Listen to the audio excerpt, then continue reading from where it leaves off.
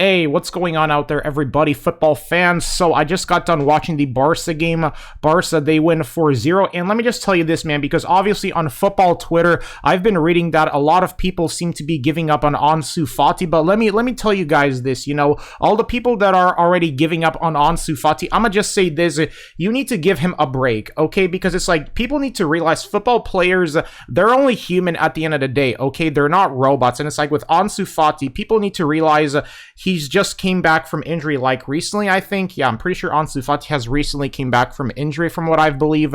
And, whenever I see people that are basically calling for him to be sold, I just feel like that Barca should still stick with Ansu Fati just because, obviously I'm a big fan of Ansu Fati too, and I really don't like it when I see people that are calling for him to be sold just because I still think he might have some sort of chance at Barcelona and potential, because I think the biggest issue with people whenever a new player comes to Barca or when he I guess is part of their youth academy, I think the biggest issue with people's expectations is they expect that player to become the next Messi or whatever, and it's like, that's the, I think, issue with some people's expectations is they're expecting a football player to become the next Messi, and it's like, you do realize it's very hard to find another footballer that's going to be the next Messi. But I still will say this though, Ansu Fati, he had a brilliant game today. Lewandowski, my man, he scored a brace today, so overall it was a pretty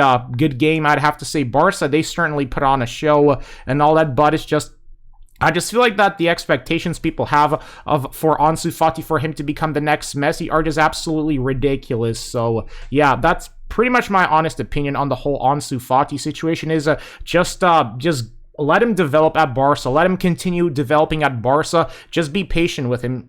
Just like how when Luka Modric first came to Madrid in 2012, I believe. Yeah, I believe 2012 was the year when Luka Modric came to the club and people were calling for, and obviously when Luka Modric came first, he didn't have his best time at Madrid too, because if you guys remember, under Mourinho, Luka Modric, he struggled too at Madrid before he became arguably the greatest midfielder of this decade besides Iniesta and Xavi.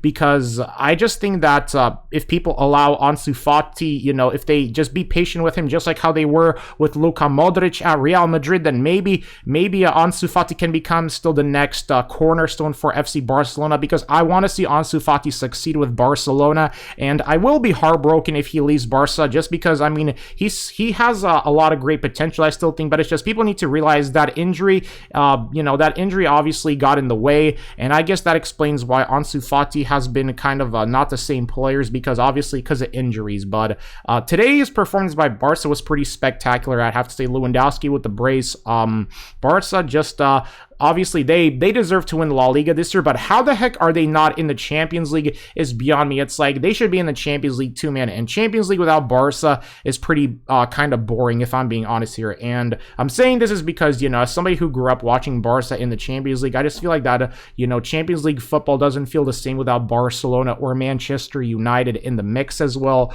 But yeah, Barca got that win over, I believe they played Elche today. So let me know what you guys thought about Barca's performance. And for me, man of the match, Lewandowski. What about you? Let me know.